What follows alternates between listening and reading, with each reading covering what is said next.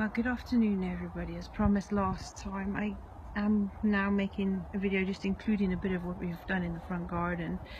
On the Facebook page you could see the changes that we made and what it was like before, but so far this was just bare lawn when we moved in, with a tiny little square bed in the middle with two half dead roses, and that was it.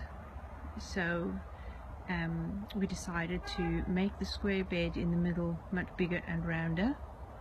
I scattered loads of forget-me-not seeds in there and they have just spread everywhere. I've put in two of the cheapy metal arches from hardware store and just painted up the joints so that the water didn't get in. Hopefully they'll last longer, and I've put some stakes in to stabilise the arches. As you can see, we're on a very busy main road through our estate or suburb, but it is a beautiful point to be in because just above the roofs of the houses you can see the hills in Philly. So we have a lovely view, and there's no houses immediately across the road because it's a little green. So it's quite an open space, and this front garden is northwest facing, so it is quite exposed and it is very cold. It gets bitterly cold. When the back of the house, the garden is not so frosty. The front garden is always very frosted over, but this one over winter everything has survived and still been green, and I'll show you a little bit in a minute. Over here, I mean, what we did was we bought in a big ton of topsoil from somebody because this garden had not even 4 inches and it's all rocky, hard, compacted, stony stuff underneath. So we bought in over a ton of soil and 20 bags of compost just to start building soil, and we also used our partly rotted manure from the back, compost from the back garden, and anything we could find to make more soil. So we laid out, well, I laid out the beds where I wanted them around the ends and left a lawn path around. Over here so far we've got in pinks, we've got in sweet williams, there are dahlias there, the bulbs are starting to come through, and there's some aquilegia over there, some red hot poker. I have just transplanted the rhubarb from the back garden over there, and I had just put these little metal grates over to stop the cats scratching and using it for a toilet until I've got all the ground covered with plants. Over here we have some honeyberries, some strawberries and some other little green weedy plants, but I'm leaving that to keep the ground covered, and I will just chop it and drop it where it sits in order to keep building the soil. I have my Dor Benton's kale that given to me by a lovely friend, thank you Becky Hill, and it's thriving and growing nicely in the front garden. We have got calendula and some daisies there, and a foxglove at the back, and another honeyberry. This is my favourite rose. It's Gentle Hermione, a beautiful scented Old English rose, and I've got some lavender there and chives. Both will help with keeping aphids at bay. I've got sweet williams, lamb's lettuce that I just leave there all the time. It'll be green manure and it just covers the soil and protects it from being exposed. No foxgloves, I know, cottage garden plants. And muskmallow. It's probably not the ideal spot for muskmallow, but it's still growing. It survived the winter and it seems to be doing fine. A little plant at the back there, the little twig you see, there's a year-old goji berry, and another one over there, another twiggy one, that's about a year old as well. I grew those from seed from the bought goji berries in the bags of dried fruit.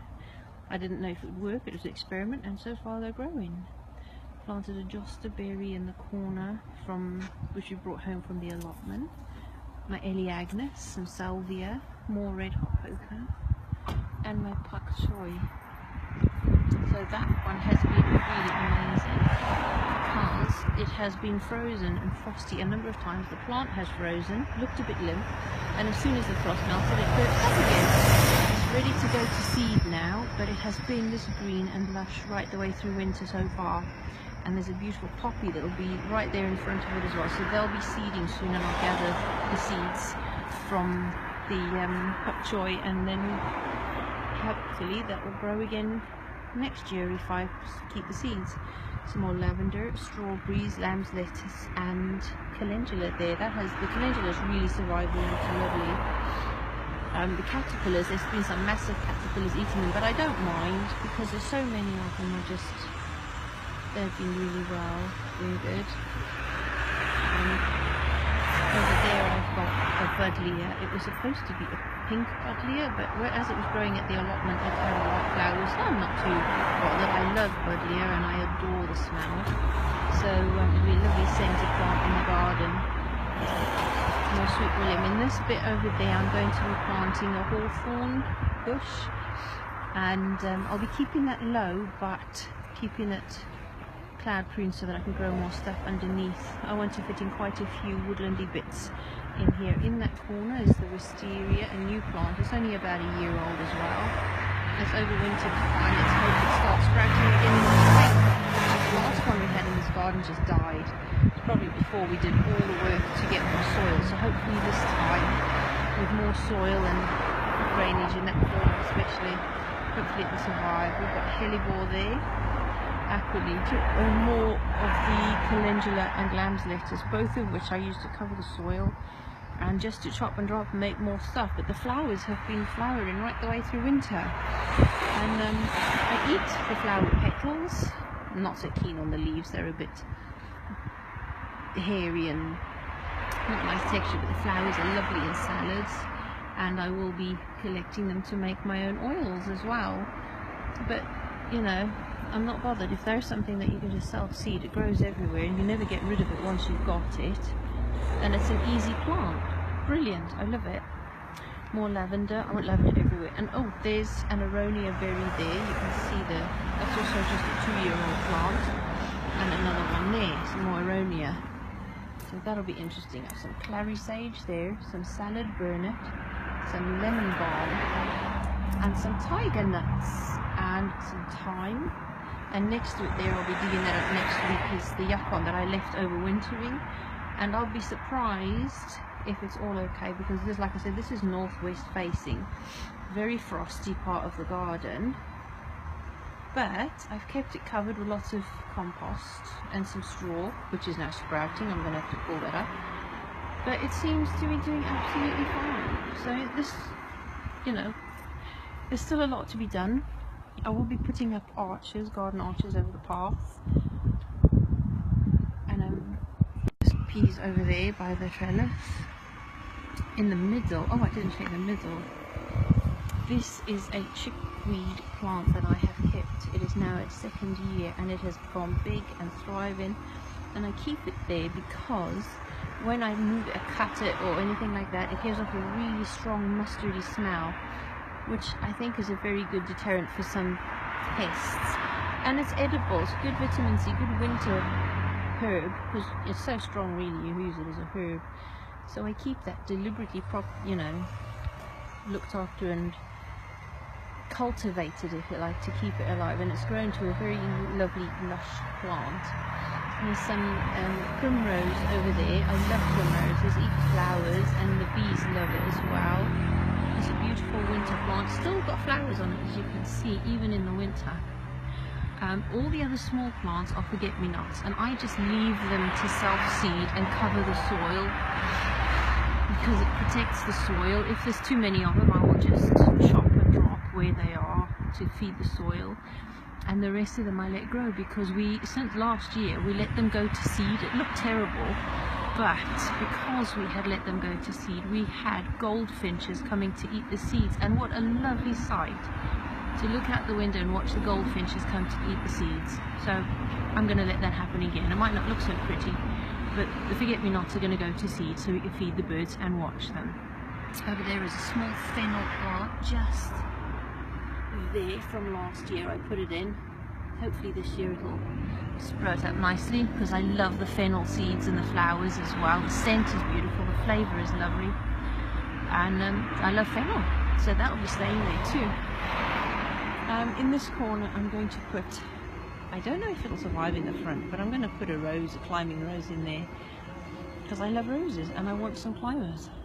This is an evergreen thornless blackberry. I'm going to be training it some more, and that's growing up to the middle. I won't let it go further than the middle at the top, but we had some lovely berries off there last year, so lovely.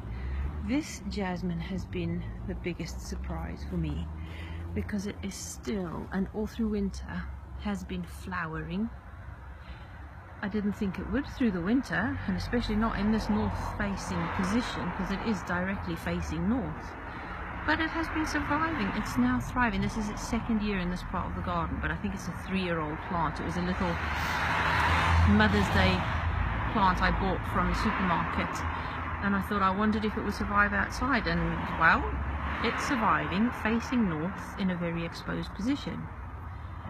So I love this plant. This old rose has got beautiful flowers. I was going to dig it up, but I thought, no, I'll manure it, prune it and keep it going. And there's already lots of new shoots coming up everywhere, and it has beautiful white roses, not scented but still good enough to keep. So just by nurturing these old roses, I have no idea what they are, but they've survived.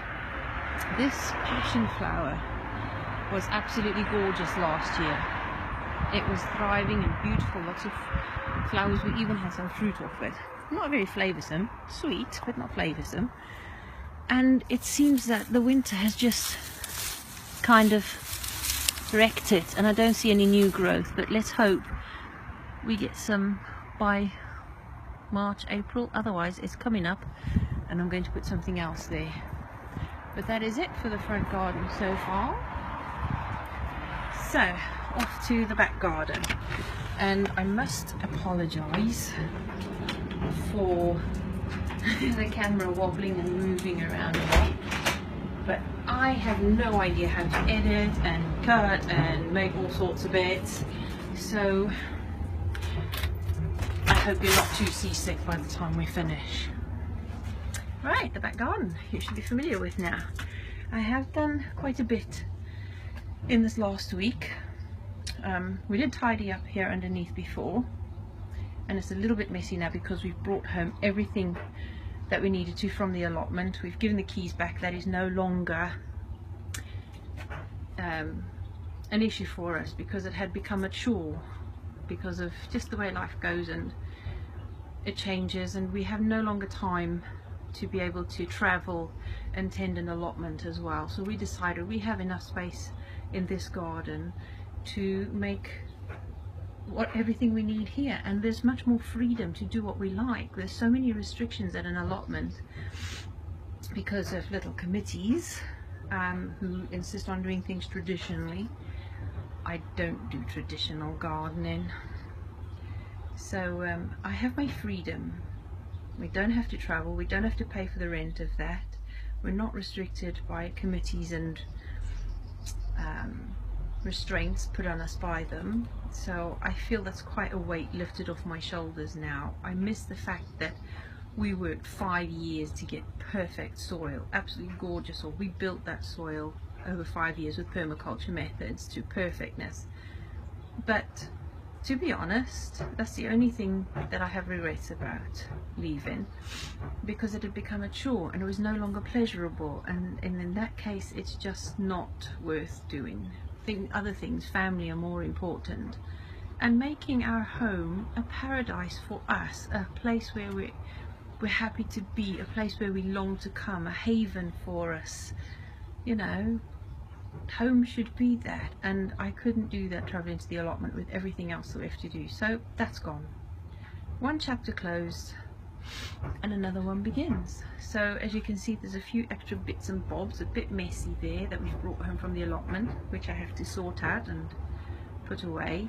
But in the meantime, I've been planting up loads of bulbs that were already sprouting, so I've put them in soil.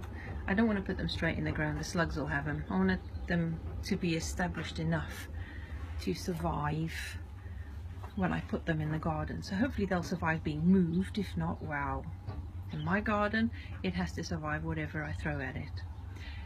The hawthorn still has not been potted on into their individual pots, and I'm pushing it because they're already sprouting, but hopefully by the end of the week I'll have them all potted up. The passion fruit over there, which is now almost a year old, has survived and thrived through the winter under this cover, and I'm really grateful because now I have a proper passion fruit bush which will give us proper granadella fruits, and I'm excited about that one. So as soon as the spring is here properly and warm, at the end of spring, yeah, because spring is already here, everything is sprouting. Nature says differently to the calendar, so by the time it's warmed up a bit in April, I shall put it outside and out from under the cover anyway, and hopefully it'll be able to overwinter the next. Otherwise I'll do what I did with the kiwis and stick them behind the back of the shed so that they overwinter there protected. I've planted loads of other bulbs from alliums and lily of the valley and lupin and freesias. I am so excited.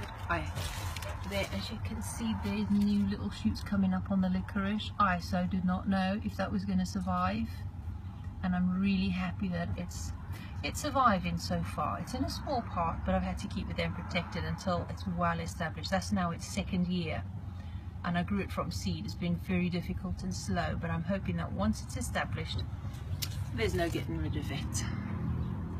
I like plants like that. So that's it under the potting shed. That's new. Oh, and a few seeds under there that I'm covering with paper just to keep it warm in case we get frost. My sweet potatoes, which I've had in the house over winter, it has survived but is looking rather sad.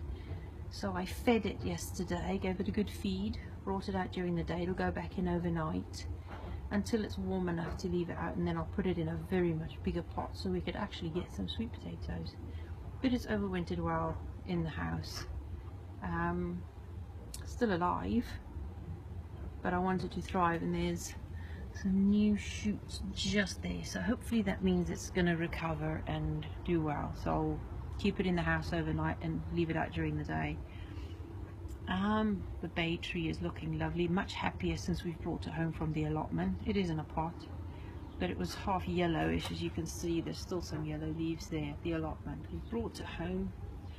I've given it a bit of bone meal, and it's perked up. It likes this position much better at home. Some more little buddleia plants brought home from the allotment. I'll pot them into bigger pots. My Chilean guavas.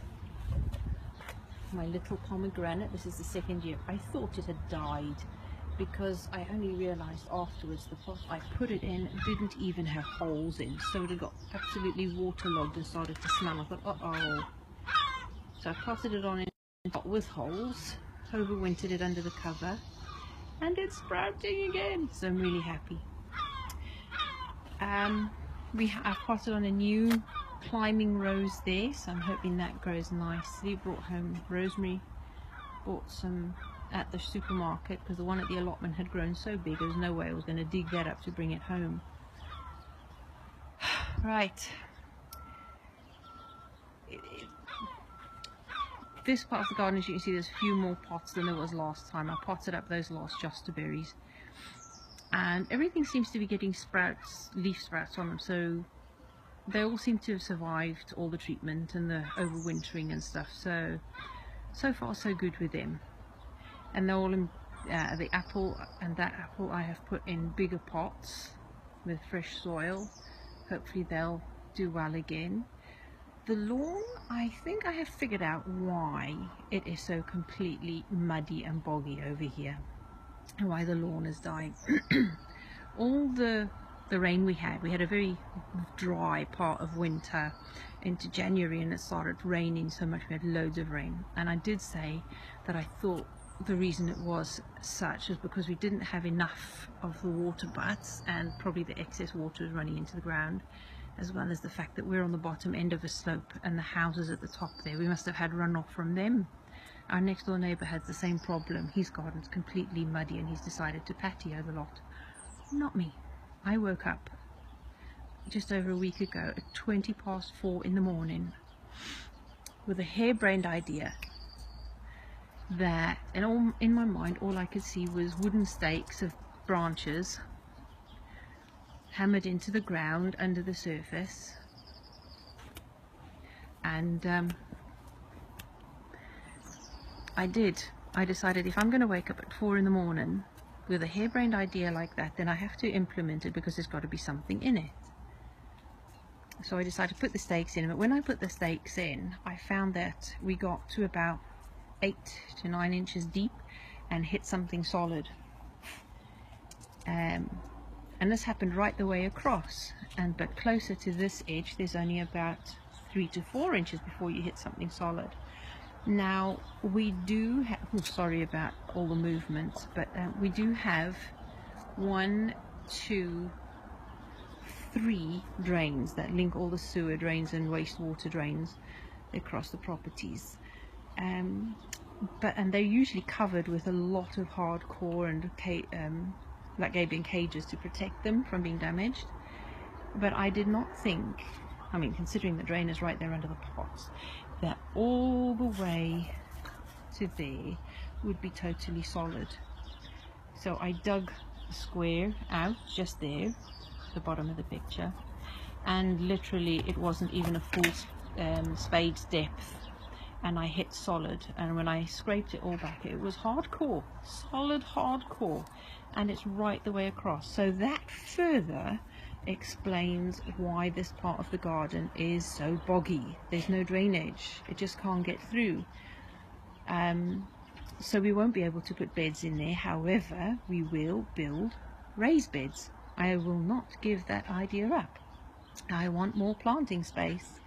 So this area will be a very small little lawn, because over there will be another workshop across where that slab is right the way across, an 8 foot by 8 foot shed to line up with the other, and there'll be at least another 4 to 5 foot across further this way for a composting area and a barbecue area facing the lawn. So we'll have a very small lawn, but I think it is important just for a little bit of green lawn area just to sit, or for the dog to lie down. She loves to sun herself in the summer and when there's sunshine, so give her a little bit of lawn space at least. And yeah, so I spiked some of the lawn, got to do the rest of it so I can put more, when I've marked out where the lawn's going to be, so that I can put in some compost and more seed and start to repair all the damage that's been done. We're not going to build the raised beds until the porch has been built. So that is about it for the update. We've done a lot, well I have, and there's a lot more to do, but progress is going, although slightly slowly, but we're getting there, and I'm really pleased that we're doing that, because it's another step closer to having our little Garden of Eden. And it'll be beautiful, because certain times of the year, from all these trees of the neighbors' houses, we have bats flying around, and there's something so lovely about watching them at twilight, and during the day listening to all the birds. We have so many birds. Yeah, that's about it. So keep, you know, just if you have enjoyed just my little walks around the garden and what things we're doing, and if you want to continue sharing with us, just subscribe, like and share it if you like, and we'll see you again next time. Bye bye.